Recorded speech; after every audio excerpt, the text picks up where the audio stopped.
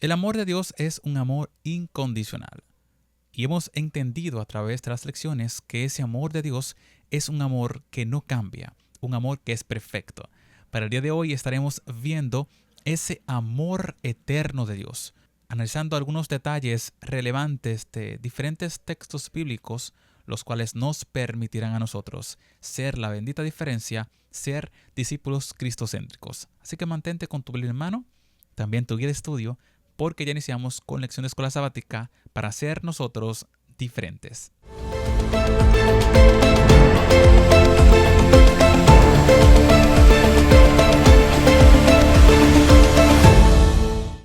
Bienvenidos una vez más a todos ustedes que están de aquel lado de la pantalla. Gracias por seguir siendo la bendita diferencia. Para el día de hoy, domingo 5 del mes de enero, ya nuestro año va avanzando. Vamos a continuar estudiando esta travesía del amor y la justicia de Dios, pero para el día de hoy entendiendo más de ese amor eterno. Todas las escrituras nos presenta el autor de la lección, nos declara lo siguiente: Dios nos ama a todos. Si tú no te sientes amado, recuerda que Dios te ama.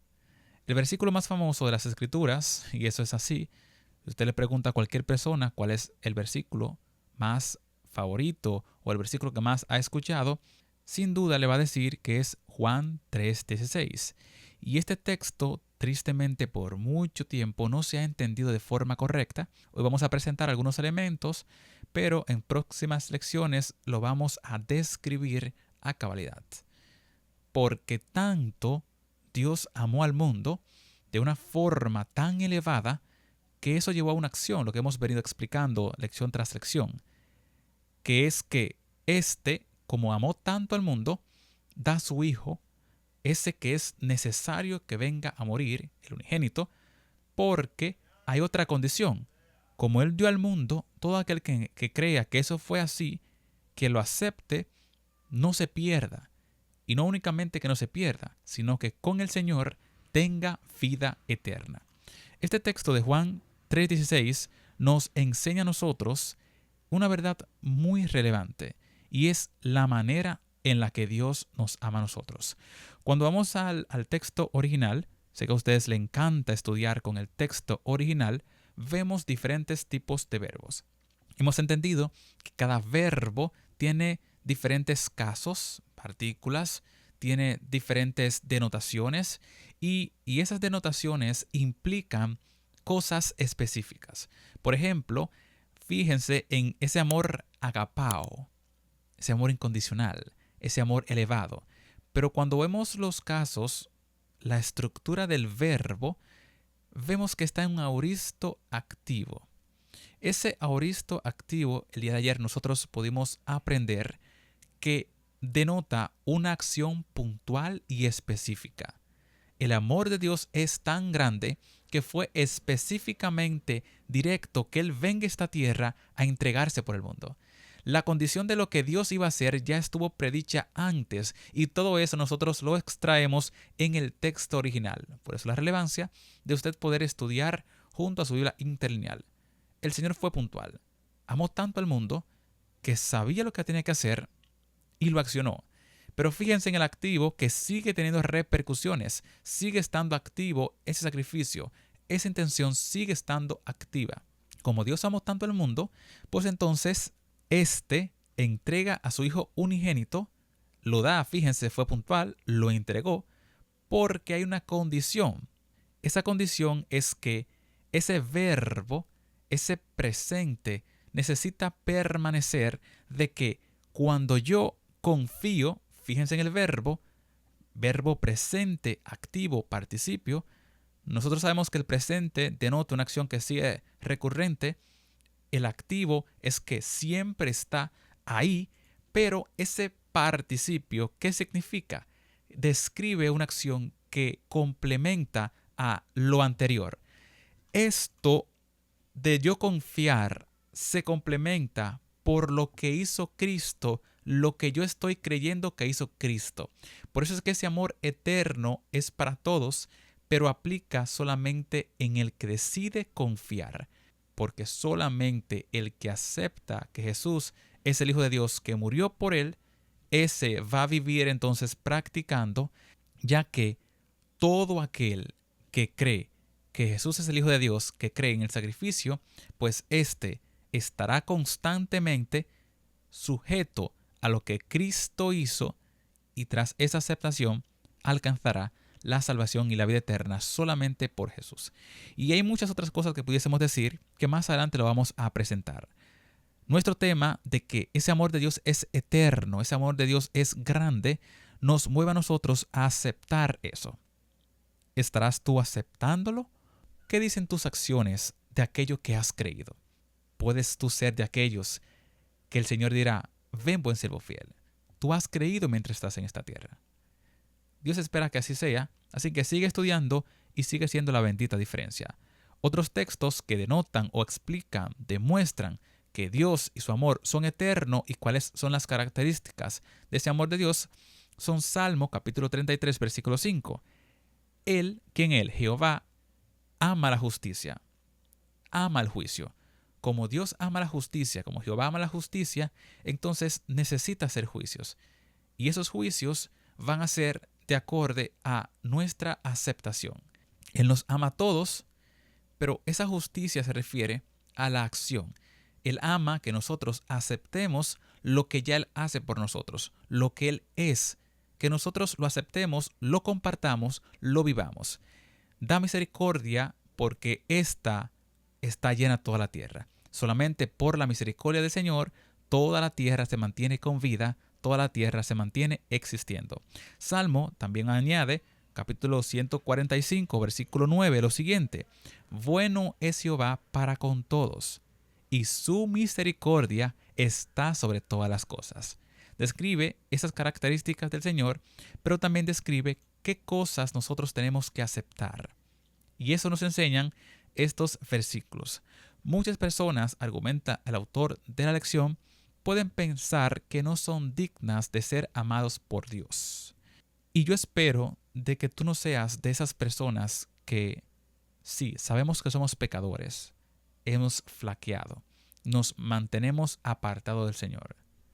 Pero Dios nos dice, solamente el que cree en mí, me acepta, pues ese se mantiene en la vida. Aunque hayas fallado, mantente creyendo que Dios te ama. ¿Hay un límite? Sí, hay un tiempo límite. La gracia en un punto se va a cerrar. Por eso ahora tú tienes que tomar la decisión de venir a Cristo Jesús. Sin embargo, presenta el autor de la lección, toda la Biblia de forma sistemática, de forma ordenada, de forma conectada, nos presenta que Dios ama a todas las personas. Así que si ahora tú piensas que Dios no te ama, en esta lección aprendiste que Dios sí te ama, pero hay algo que tú tienes que hacer. Seguimos leyendo. No hay nadie a quien Dios no ame. Y como Dios nos ama a todos, también quiere que todos nos salvemos. Dios desea que tú se salves. Dios desea que tú estés con Él por la eternidad. Por eso Él mandó a su Hijo. Y para ayudarnos a nosotros a reforzar este concepto, veremos estos últimos 3 textos encontrados en 2 de Pedro capítulo 3, 9, 1 de Timoteo 2, 4 y Ezequiel 33, 11. El Señor no retarda sus promesas. Y vamos a ir al texto original. Vamos a 2 de Pedro capítulo 3, versículo 9. Cuando vemos el texto original, nosotros extraemos muchas informaciones. Lo primero que vamos a resaltar es que Dios no retarda su promesa, singular. ¿A qué se refiere con su promesa? A la promesa de que ha de retornar una vez más por cada uno de aquellos que han creído, por cada uno de aquellos que han aceptado, por cada uno de aquellos que se mantienen en una relación íntima con Él. Dios no retarda su promesa. Si sientes que Dios no te ama, si has malentendido este concepto, Dios sí te ama. Pero también, si has malentendido de que Dios ha retardado su promesa, hoy vas a aprender con la Biblia, con el texto original, de que eso no es así. Cuando continuamos analizando el verbo, este texto, Dios no retarda su promesa. Dios no está siendo lento. No creas que Dios está siendo lento a la promesa de que volverá por nosotros, sino que como muchos piensan que está en lentitud, como muchos están considerando, porque lo que tú consideres se volverá tu realidad. Si consideras que Dios es lento, pues eso creerás y en eso accionarás. Pero el verbo me está presentando a mí que lo que tú consideras no es así. Dios está en su tiempo. Ese tiempo largo es una paciencia. Esa paciencia que se mantiene presente, esa paciencia que Dios tiene, es para que Él, al querer que nosotros nos arrepintamos, que nosotros no seamos destruidos, Él está siendo paciente, está esperando a que tú correspondas a su amor. Dios no retarda su promesa, sino más bien que como te ama, como desea de que tú pertenezcas a ese nuevo lugar, de que tú te arrepientas, de que tú, fíjense en el verbo final, el verbo que aparece aquí como arrepentimiento, de que tú procedas. Y fíjense lo que se conecta con el arrepentimiento, verbo aoristo activo. Y ya lo hemos aprendido. El Señor no ha venido todavía porque su paciencia, esa largura de espíritu, eso que muchos consideran como tardanza, aquí ese cambiar, ese accionar, ese tornarse a un arrepentimiento, un cambio de disposición mental, un cambio de posición en acciones, eso que el texto me está presentando es que este aoristo, ese proceder, está haciendo a su tiempo porque depende del cambio. Afectará lo que Dios está haciendo en mi vida siempre y cuando yo decida aceptar el cambio. Hoy, el Señor nos está haciendo una invitación. Nos ayuda a entender de que Él nos ama. Él espera que nosotros pasemos a ese arrepentimiento. De igual forma, cuando vemos a 1 Timoteo, capítulo 2:4, vemos lo siguiente: el cual quiere que todos los hombres sean salvos, de que todos vengan al conocimiento de la verdad. Cuando nosotros vamos al texto original, vemos lo siguiente: quien a todos los hombres, verbo presente, tiene el deseo, se mantiene ese deseo activo de que estos sean libertados. Eres libertado, y fíjate el verbo aoristo, fíjate en el verbo pasivo. Ese pasivo, lo explicamos la semana pasada, denota algo que no viene de ti. Tú eres libre, tú estás siendo liberado por la condición puntual del deseo de Dios por ti. Tú vas a ser liberado por el deseo que Dios tiene hacia ti. Y voy a repetir una vez más. Tú vas a ser liberado por el deseo que Dios tiene hacia ti y por las acciones que ya Él hizo.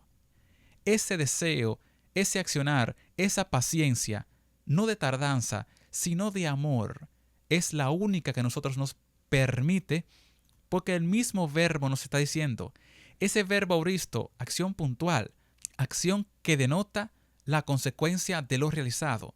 Ese ser liberado depende únicamente de aceptar el deseo y el amor de Dios, ese amor que está presente y activo. Y es por esto que te lleva a ti a que tú entiendas lo que el Señor desea y a que tú vuelvas de forma activa, a que tú te permanezcas con el Señor. Es hermoso cuando nosotros nos introducimos y analizamos desde el contexto original, porque todas las informaciones llegan a nuestra mente. El Señor quiere que tú vuelvas a Él.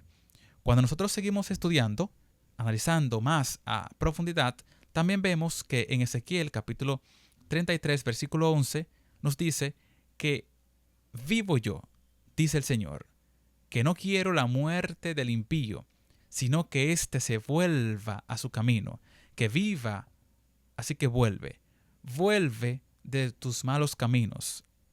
¿Por qué vas a morir, oh Israel? Es un deseo del Señor de que nosotros hoy estemos con Él.